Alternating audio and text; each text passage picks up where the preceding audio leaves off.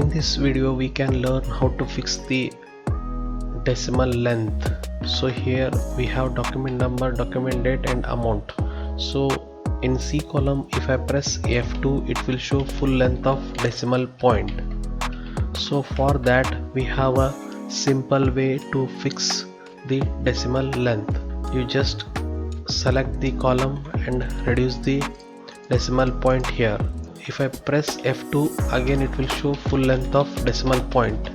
So you just simply copy this column and open the Word file and paste it, and select all, copy, paste it into the next column. So if I press F2 here, it will not show the full length of decimal point. So again if I press in C column, it will show full length of decimal point.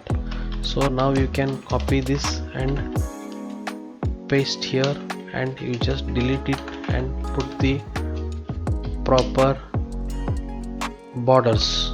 So now the decimal length is fixed.